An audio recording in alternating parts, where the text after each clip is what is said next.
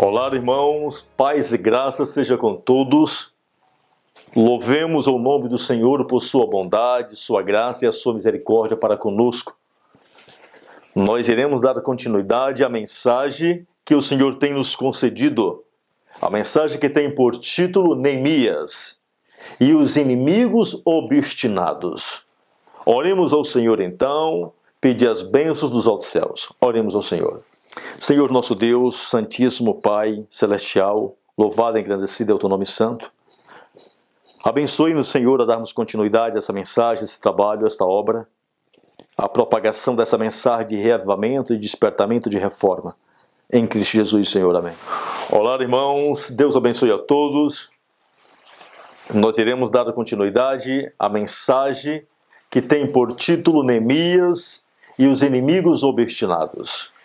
Agora nós iremos trabalhar em cima do capítulo 6 de Neemias. Iremos ler o capítulo 6, o versículo 1.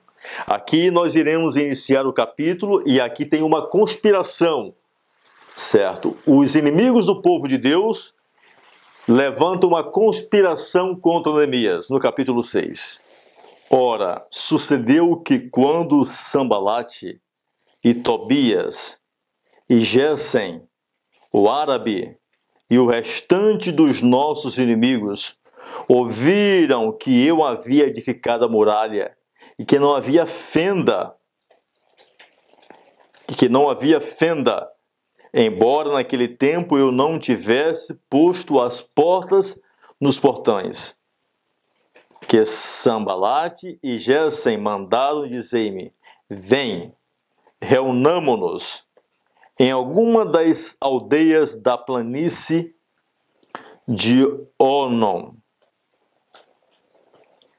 No entanto, eles pensavam em me fazer mal. Então, nós olhamos aqui o capítulo 6, versículo 1, outra conspiração. O versículo 3 e versículo 4, nós olhamos a resposta de Neemias. Vamos ver qual foi a resposta de Neemias. Enviei-lhes mensageiros dizendo: estou fazendo uma grande obra, de modo que não posso descer. Por que cessaria a obra enquanto eu deixo de e desço até vós? Todavia, desta forma, enviaram a mim 4 vezes, e da mesma maneira lhes respondi. Então nós olhamos agora aqui uma outra trama dos inimigos. E eles disseram: olha, nós queremos uma reunião contigo, venha.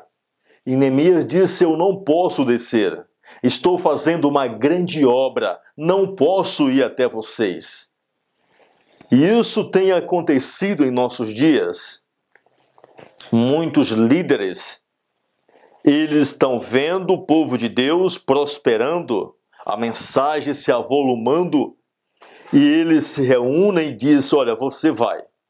Fala que você está apreciando o trabalho deles e que você quer uma reunião para ajudá-los. E muitas das vezes é uma conspiração. São homens ardilosos que vêm para impedir, para enganar os mensageiros de Deus. Se essa pessoa que vem ter contigo, se ela realmente está apreciando a obra e está dando a mesma mensagem, então, dá para se ver, pelos seus frutos vos conhecereis. O versículo 5 e 6, o inimigo mostra as caras. O versículo 5 e 6. Então Sambalate, da mesma maneira, pela 5ª vez me enviou o seu servo, com uma carta aberta na sua mão, naquela na qual estava escrito: é relatado entre os pagãos, e Gesem o disse que tu e os judeus pensam em se rebelar. Por esta causa tu edificas a muralha, para que possais ser o seu rei, segundo estas palavras. Agora aqui nós olhamos, ele enfureceu, o primeiro plano não deu certo, Então agora ele mostra as suas unhas. Ele mostra, se irou e diz: olha, você escreveu uma carta, está mostrando por aí que você quer ser rei de Judá. Está se rebelando contra o rei dos medos e dos persas. Versículo 7 e 8 do capítulo 6. E eu também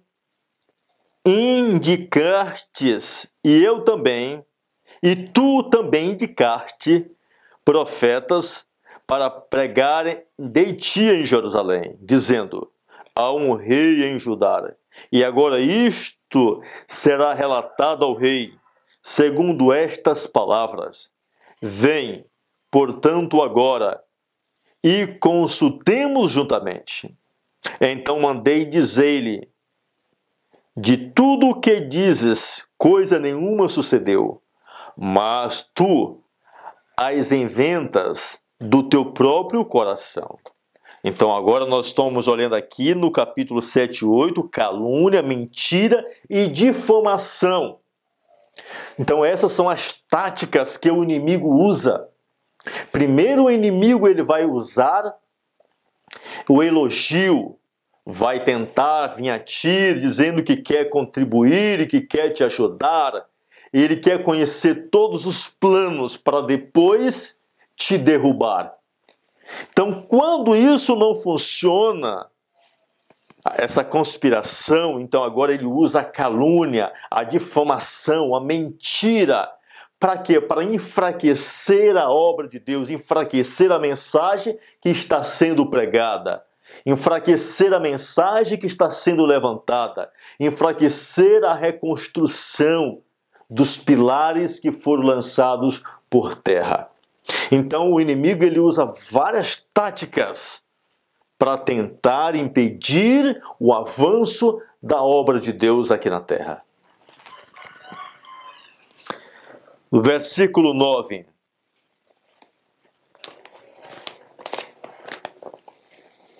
Porque todos eles nos fizeram temerosos, dizendo: as suas mãos serão enfraquecidas da obra, para que ela não seja feita. Agora, portanto, ó Deus, fortalece as minhas mãos. Então, no versículo 9, nós olhamos aqui uma tentativa de amedrontar os mensageiros de Deus. Versículo 10 e 12 a 12, nós olhamos de novo conspiração e traição. O elemento é subornado. Nós olhamos agora suborno. Alguém chega e diz: olha, entra no meio deles, consegue isso, faça isso, que eu te dou tanto. Eu te darei um cargo, eu te farei assim, assim, assim, assim. Vamos ver o versículo 9. O versículo 10 e 12. Depois eu fui à casa de Semaías, o filho de Delaías, o filho de Meetabel, que estava recluso, e ele diz: reunamo-nos na casa de Deus, dentro do templo, e fechemo-nos as portas do templo, porque eles virão te matar. Sim, à noite virão te matar. E eu disse: deveria um homem como eu fugir? E quem há que, sendo como eu sou, entraria no templo para salvar a sua vida? Eu não entrarei. E eis que eu percebi que Deus não lhes havia mandado, mas que ele pronunciava esta profecia contra mim, porquanto Tobias e Sambalate lhes havia contratado. Então nós olhamos agora até onde foi a ousadia dos inimigos, contratando alguém que era próximo de Neemias. Contratou alguém que era muito amigo de Neemias. Alguém que estava junto com Neemias, caminhando com Neemias, comendo com Neemias, e disse: olha, vou te contratar, vou te dar tanto, para você falar tudo o que está acontecendo no meio deles, o que eles estão tramando, o que eles estão publicando, o que eles estão traduzindo, aonde eles estão indo pregar, certo? Quem está estudando com eles? Você vai me falar tudo. Então aqui nós olhamos agora até onde foi a ousadia dos inimigos do povo de Deus. O versículo 11 e 12. Nós olhamos aqui o discernimento de Neemias e a coragem de Neemias. E eis que eu percebi que Deus não lhes havia mandado, mas que ele pronunciava esta profecia contra mim, porquanto Tobias e Sambalate lhe havia contratado. Então nós olhamos aqui o discernimento de Neemias, o quão Neemias era o homem de Deus. Também Deus, ele quer que sejamos homens com discernimentos de espírito, que nós venhamos discernir os espíritos, que nós venhamos, através da leitura da palavra e da oração, da comunhão com Deus, discernir os agentes de Satanás que estão sendo introduzidos entre nós. Homens que estão entre nós, que estão se fazendo passar por amigos para nos destruir, para nos afastar da verdade. São homens ímpios que nós devemos ter o discernimento e saber quem é de Deus e quem é contra Deus. Lembra-te, meu Deus, de Tobias e de Sambalate, conforme estas suas obras, e da profetisa Noadias, e do restante dos profetas que quiseram me atemorizar.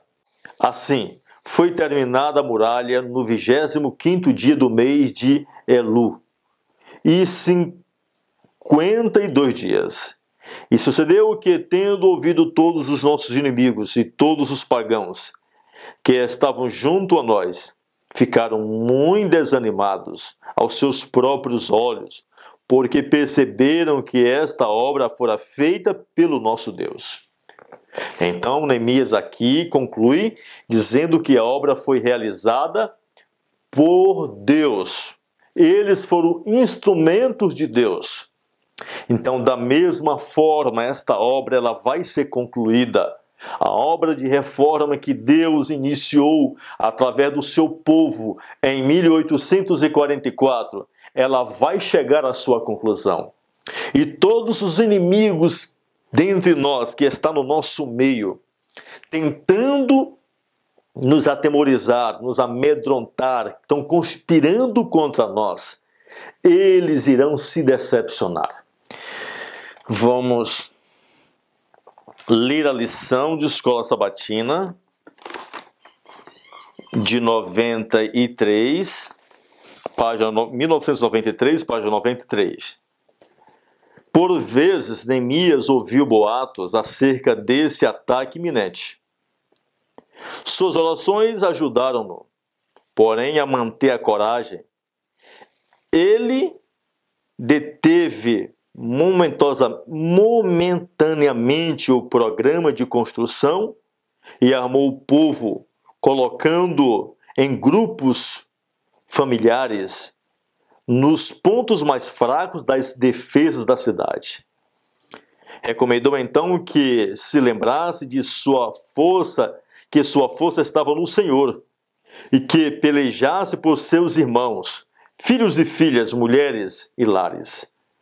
A ação decisiva da parte de Neemias privou a coligação de elementos de surpresa, e assim os inimigos desistiram do plano de invasão. Esse deve ser o papel dos homens que Deus hoje está levantando, dos líderes espirituais do povo de Deus. Encorajar o povo de Deus, instruir o povo de Deus, ensiná-los como vencer os ataques do inimigo. A confiança de Neemias no auxílio divino era contagiante. Ele mesmo deu um nobre exemplo, não só para o seu próprio povo, mas também para nós em nosso combate com os poderes do mal. Podemos ter a certeza de que Deus pelejará por nós quando labutamos diligentemente pela edificação de sua causa. Quando procuramos vencer a Satanás, o pecado e o próprio eu, e quando os nossos motivos são puros, forte a nossa confiança e não embaciada as nossas armas. Então, que Deus assim venha nos abençoar e que nós possamos, pela graça do nosso Deus, lutarmos e pelejarmos a peleja do Deus Todo-Poderoso. Nós iremos dar continuidade, nós iremos fazer uma leitura nesse pequeno livro, Neemias, Lições da Vida de Neemias. Iremos ler um pouco esse livro. Irmãos, nós iremos ler 2 capítulos desse livro. É o capítulo 7, que tem por título Escárnio e Desânimo. E o capítulo 13, Cilada dos Pagãos, parte 2. Nós iremos iniciar pelo capítulo 7, a leitura. A restauração das defesas de Jerusalém não prosseguia sem embaraços. Satanás estava trabalhando para suscitar oposição e produzir desencorajamento. Os principais instrumentos neste movimento foram Sambalá e o Horonita, Tobias, o Abonita, e Gesem, o Arábio. Esses idólatras haviam exultado na frágil e indefesa condição dos judeus, zombando de sua religião e ridicularizando sua devastada cidade. E quando a obra de reconstrução dos muros foi retomada, eles, com zelo ferrenho, propuseram-se a impedir a empreitada. Para realizar esse propósito, tentaram causar divisão entre os obreiros. Olha só, tentaram causar divisão entre os obreiros, insinuando dúvidas e despertando descrença quanto ao êxito. Então, tentando causar o quê? Divisão, insinuando dúvida e despertando descrença quanto ao êxito, dizendo, olha, isso aí não vai avante, nós vamos continuar nessas publicações, vamos continuar essa mensagem, nós somos poucos. Mas também ridicularizavam os esforços dos construtores, declarando que o empreendimento era uma impossibilidade e predizendo um triste fracasso. Os construtores do muro foram logo assediados pela mais ativa oposição. Eram obrigados a guardar-se continuamente contra as conspirações. Eu circulei várias vezes aqui a palavra conspiração de seus insistentes adversários. Emissários do inimigo, professando amizade, misturaram-se com os construtores, sugerindo modificações no plano. Olha só, sugerindo modificações no plano. Muitos inimigos vieram sugerindo, vamos modificar isso, olha, essa obra não pode ser assim, esse trabalho não pode ser assim, essas mensagens não podem ser dadas dessa forma. Se você fizer isso assim, você vai espantar a liderança, você vai... Diz mais. Procurando de várias maneiras desviar a atenção dos obreiros, a fim de causar confusão e perplexidade, e despertar desconfiança e suspeita. E os planos feitos para o progresso do trabalho foram relatados por esses espias aos inimigos, e assim foram eles capacitados a trabalhar com afinco para frustrar o propósito dos edificadores. Então nós olhamos aqui como os emissários do inimigo, professando amizade, dizendo ser amigos teu e meu, certo? Mas ele repassando os planos e trazendo ruína e atraso ao progresso da reforma.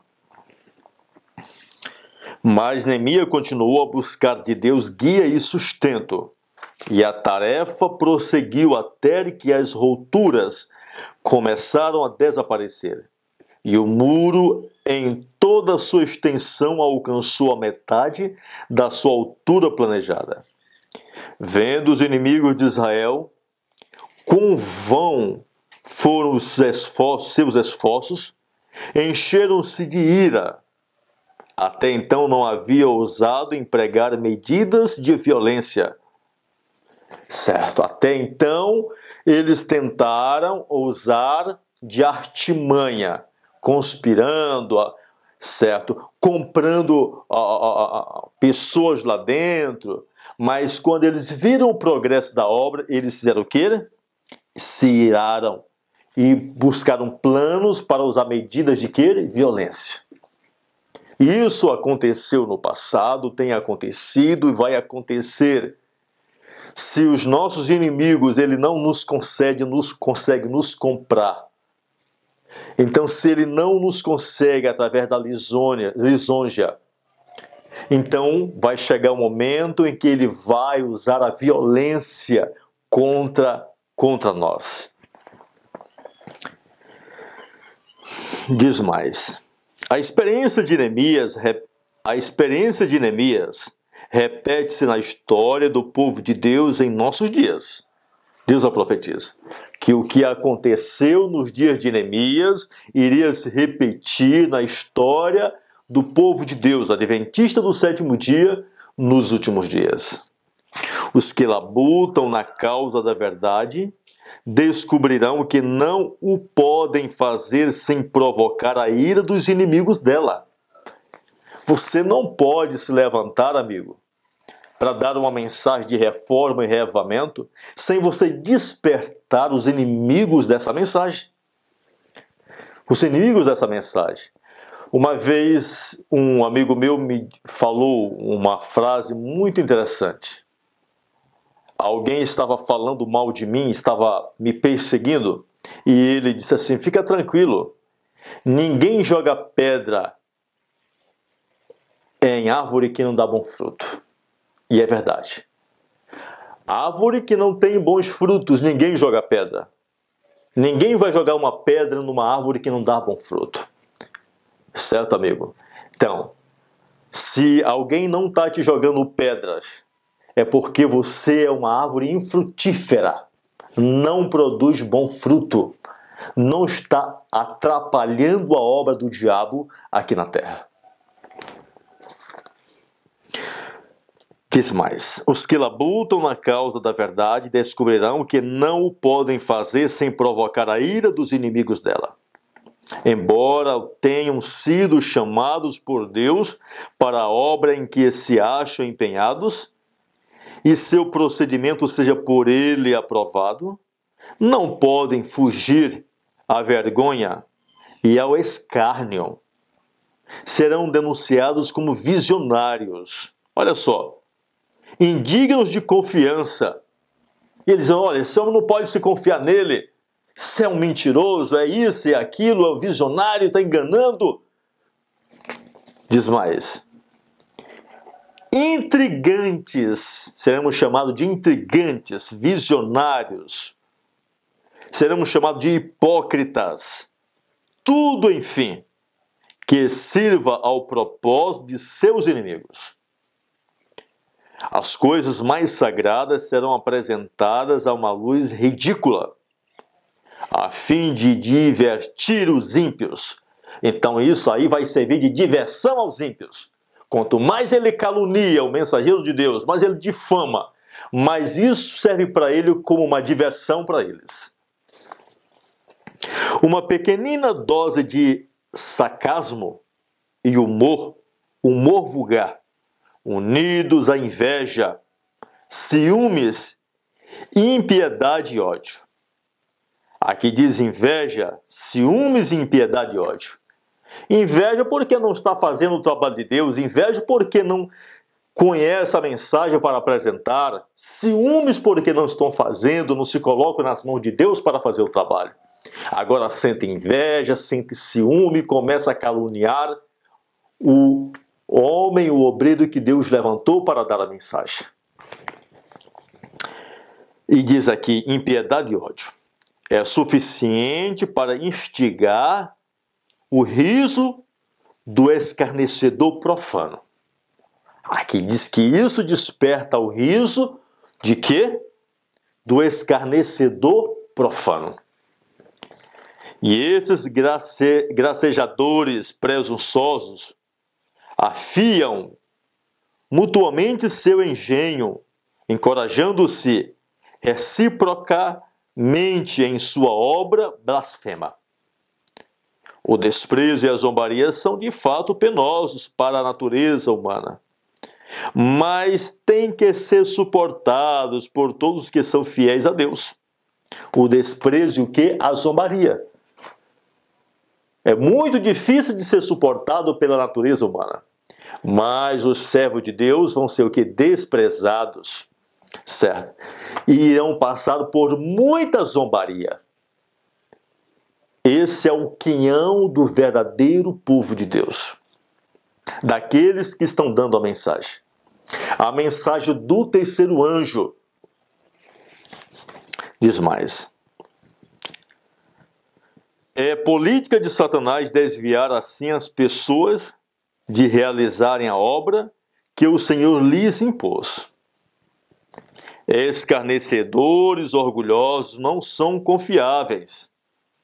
Mas, da mesma forma que Satanás descobriu nas cortes celestiais companheiros que simpatizavam com ele, assim esses encontrarão entre os professos seguidores de Cristo aqueles a quem podem influenciar, que neles creem honestamente, que simpatizem com eles, os defendam e se apropriem de seu espírito. Aqueles que turtubeiam em quase tudo, o mais se unirão em perseguir os poucos que ousam prosseguir no claro caminho do dever. Aqueles que são fracos, tementes, que não ousam levantar a obra da reforma em si, que não ousam proclamar a verdade como ela é, se venderão ao diabo. Certo? Deus vem nos revelando a forma que Satanás vai trabalhar e está trabalhando para impedir o avanço dessa obra. O avanço da mensagem do terceiro anjo. Irmãos, eu sempre tenho falado nos meus vídeos com respeito ao que aconteceu no passado.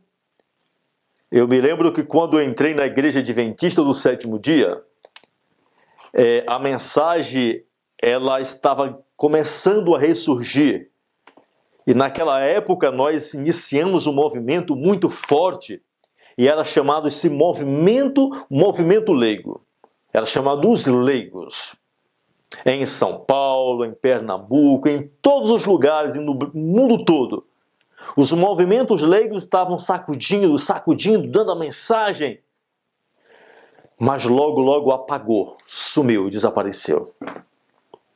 Satanás usou a mesma tática que usou nos dias de Neemias. Aquilo que ele não conseguiu nos dias de Neemias e na pessoa de Neemias, ele conseguiu no movimento leigo.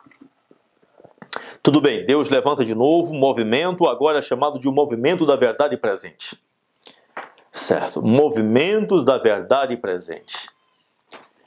E esse movimento da verdade presente também iriam se corromper. E a palavra de Deus nos mostra em Mensagens Escolhidas, volume 1, página 204, que a organização da Igreja Adventista do Sétimo Dia, ela iria se tornar uma nova organização ninho de jesuítas. E em Testemunhos Seletos, volume 2, página 66, crê quem quer, Você não é obrigado a crer e aceitar o que está escrito, mas lá diz a palavra de Deus que a organização adventista seria a primeira a sentir o golpe da ira de Deus. E começando pelos homens mais velhos da casa, que seriam quem? Os presidentes de associação, união, associação geral. Serão os primeiros a sentir o golpe da ira de Deus. Por quê? Irmão, analise bem uma coisa.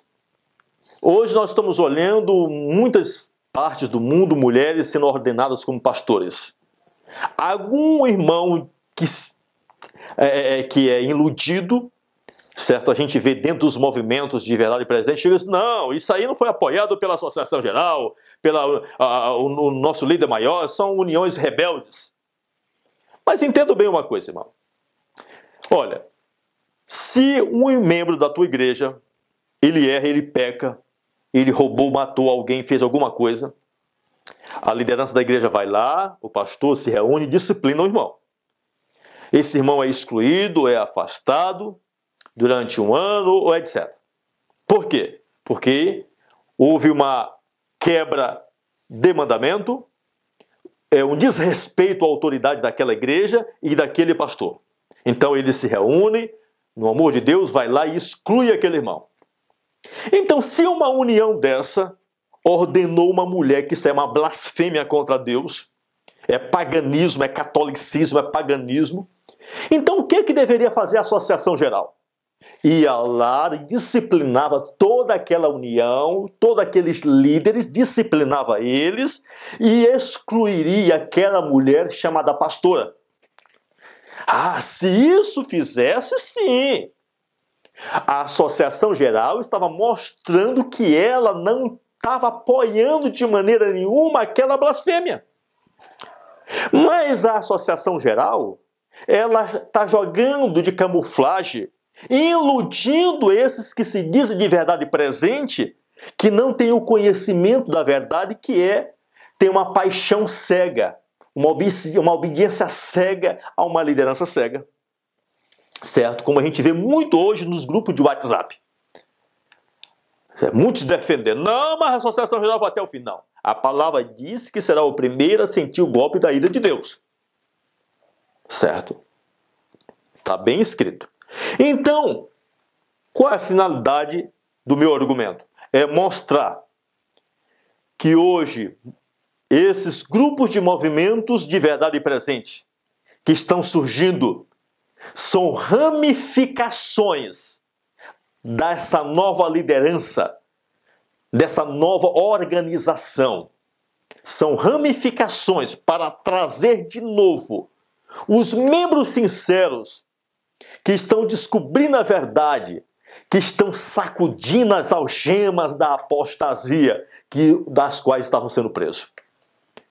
O que foi que aconteceu com a Igreja Católica Apostólica Romana? Quando ela viu que estava perdendo terreno, ela começou a criar muitos movimentos. Criou o movimento carismático, outros movimentos, aí começou a trazer o povo de volta. Hoje estão todos no seio da Igreja Católica Romana.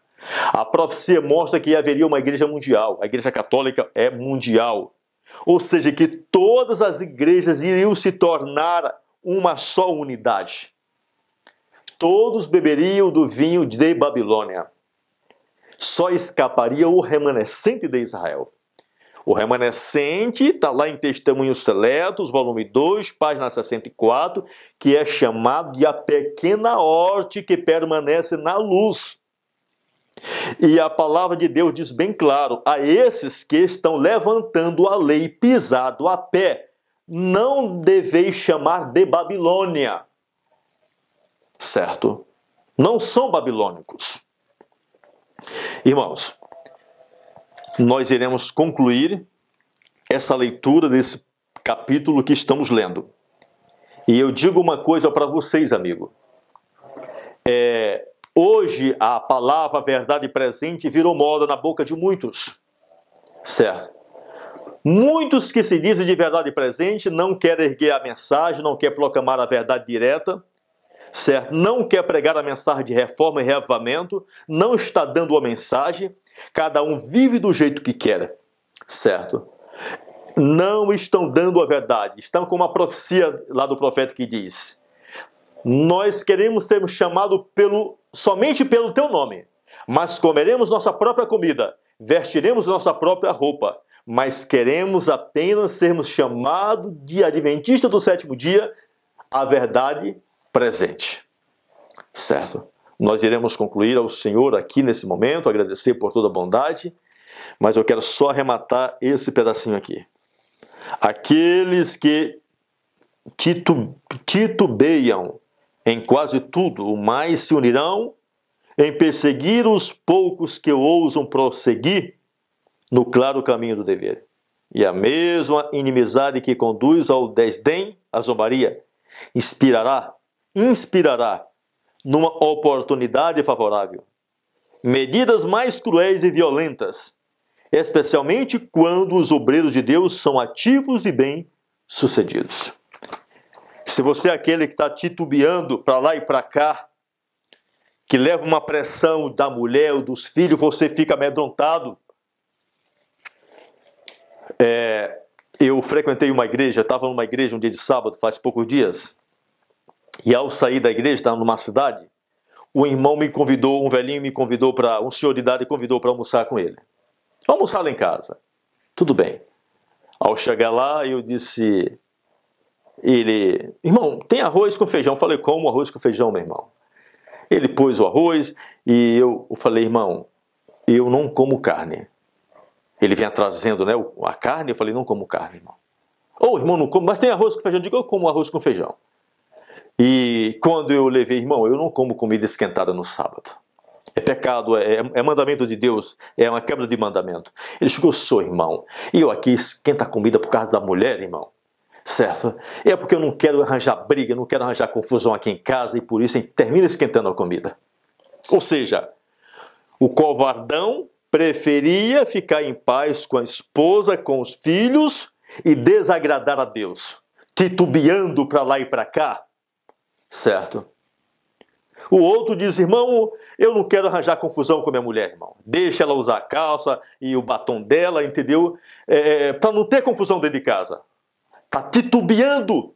Prefere o agrado da esposa do que o agrado de Deus.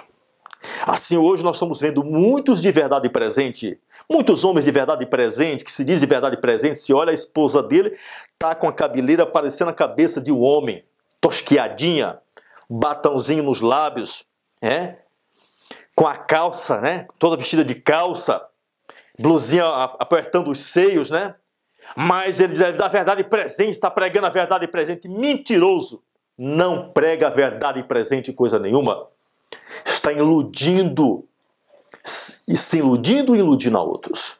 Que Deus assim nos conceda a graça do Espírito Santo em Cristo Jesus. Amém. Santo Deus, obrigado por tudo, Senhor. Obrigado por mais essa mensagem que foi apresentada. Que possamos ser um Neemias. Que possamos despertar o teu povo. Que possamos levantar ânimo à tua igreja, a teus filhos, a darmos início e continuarmos com essa obra de reforma e de reavivamento. Em nome de Jesus, Senhor. Amém.